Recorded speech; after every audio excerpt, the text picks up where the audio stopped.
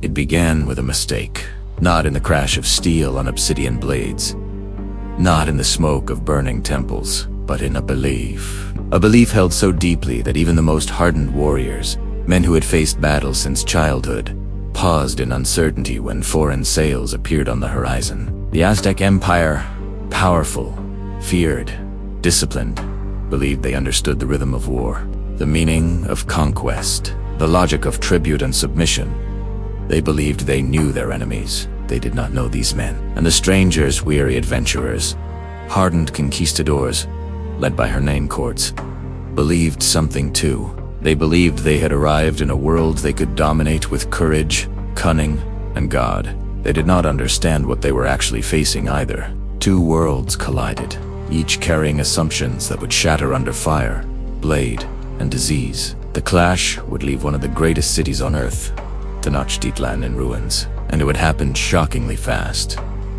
This is the story of how, not through cliches, not through myths alone, but through the machinery of war, through culture, doctrine, logistics, fear, disease, politics, strategy, and human miscalculation.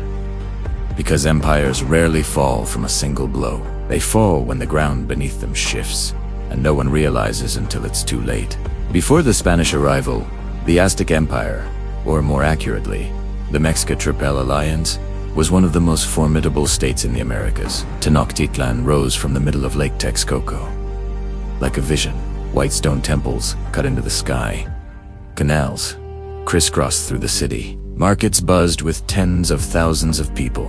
Engineers created causeways, dikes, and agricultural systems that transformed swampland into empire. But beneath the splendor was a constant machine of war. War was ritualized, structured, predictable in ways that made sense to the people who lived inside it.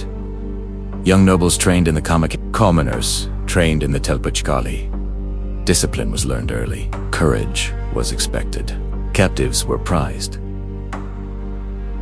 Weapons reflected doctrine. Temacohuitl, a wooden sword edged with obsidian, could decapitate in a single blow.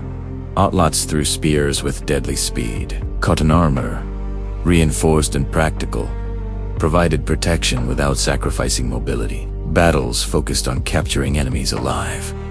Honor demanded it. Society expected it. Victory was measured not solely by territory, but by prisoners, tribute, and ritual power. This system worked. The empire expanded. Rivals submitted. Tribute flowed into Tenochtitlan: food, gold, labor, soldiers. But power created resentment. People conquered often against their will, watched their crops taken, their elites humiliated, their children conscripted. The empire appeared united. It was not, and that instability mattered. Because when the strangers came, those enemies of the Aztec world listened. To the Spaniards, this land was not an empire of intricate diplomacy and ritualized warfare. It was opportunity. Cortés commanded roughly 600 men. Not legions, not armies. But there were veteran fighters, forged in brutal campaigns in Iberia and the Caribbean. They carried steel swords, pikes, arquebuses, cannons, horses, tools the Aztecs had never encountered. They brought something else too.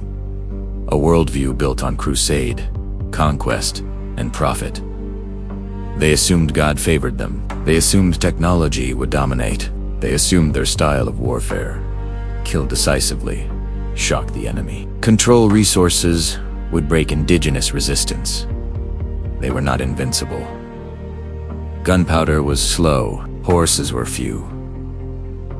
Ammunition was limited, men were exhausted, often starving, far from reinforcement. But they adapted fast. They learned local politics. They read topography. They exploited rivalries. And they understood something critical about this new world. Not everyone wanted the Aztec Empire to survive. When Cortés and his men approached Tenochtitlan, Emperor Moctezuma II did not immediately attack. He hesitated. His priests had warned of omens, strange lights, prophecies, signs of cosmic imbalance. Stories later claimed Moctezuma believed courts might be linked to gods. Historically, the truth is far more complex. Moctezuma faced a political puzzle. These strangers possessed strange animals, deadly weapons, and seemed fearless. They crushed local enemies quickly. They spoke through interpreters and navigated diplomacy cleverly. They were dangerous, but they were also potentially useful. Moctezuma may have believed controlling them was possible.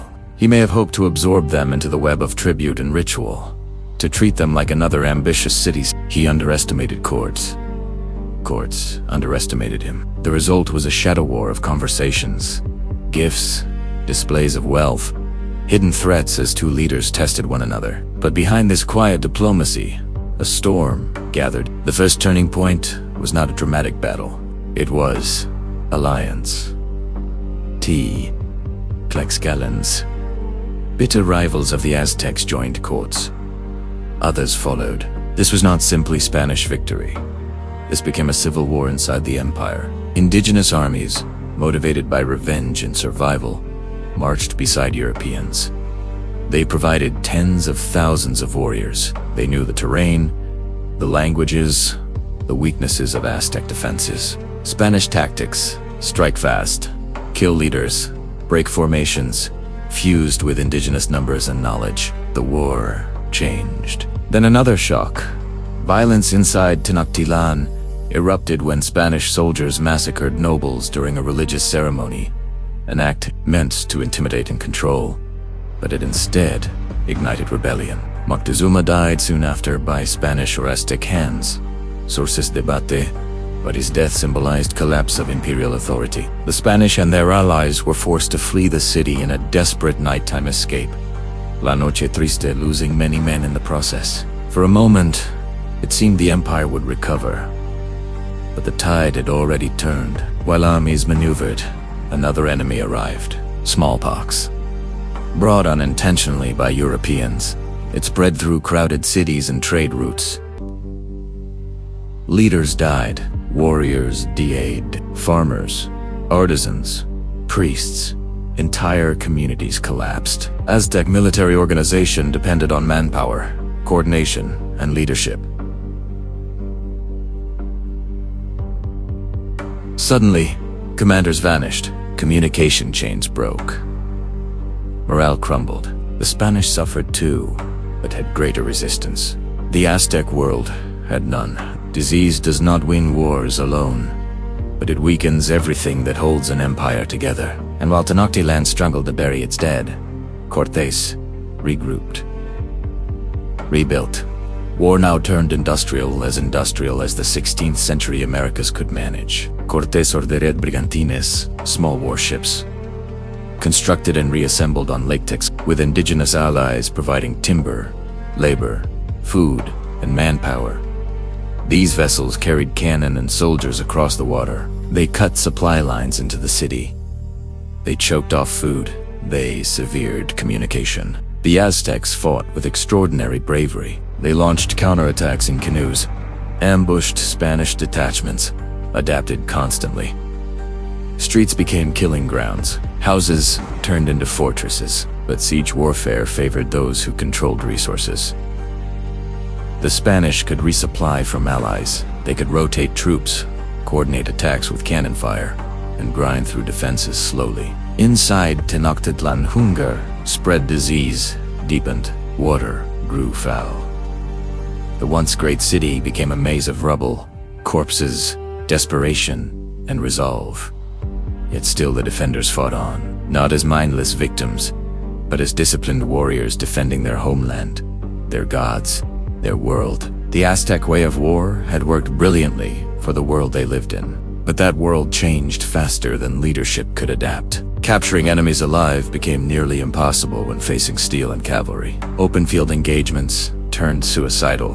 Hierarchical command structures suffered when leaders fell to gunfire before battles truly began. Meanwhile, Spanish doctrine thrived in this environment. Shock tactics shattered formations. Cannons destroyed symbolic centers of power. Horses disrupted mobility. Cutting tribute routes crippled the economy. Each side learned, But the Spanish and their allies learned faster, because their system rewarded adaptation rather than ritual expectation. And behind Spanish forces stood something larger, not a mighty European state supplying them. Spain itself barely noticed at first, but a global network beginning to form. Trade routes, military experience, and new technologies converged here. It was not just two armies clashing, it was two military systems colliding.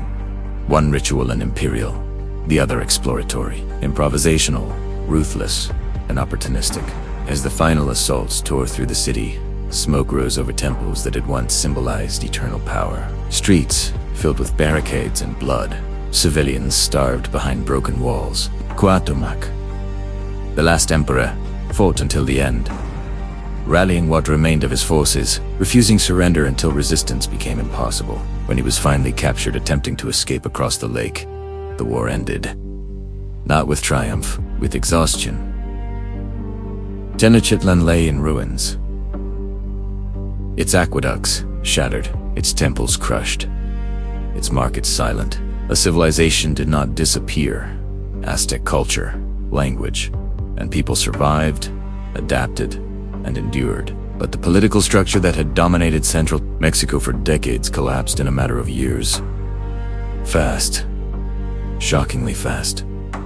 But not because the Aztecs were weak, because everything that sustained them fractured at once. Miscalculation, resentment among conquered peoples, disease, shifting alliances, a failure to adapt doctrine to new realities, the relentless pressure of siege and starvation, and the cold determination of enemies who believed destiny favored them. The fall of the Aztec Empire is not simply about conquest. It is about what happens when power assumes it understands the rules forever.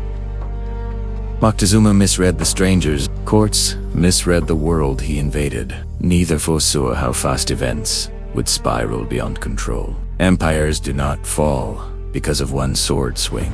They fall because the world changes, and they cannot change fast enough with it. War punishes certainty. History remembers those moments with ruins, graves, and stories whispered across centuries. And as the dust settled over the shattered stones of Tenochtitlan, the lesson lingered. Overconfidence is as deadly as any weapon. Logistics, alliances, disease, and doctrine decide wars, more often than bravery alone. And when civilizations meet at the edge of misunderstanding, the cost is always human and always immense.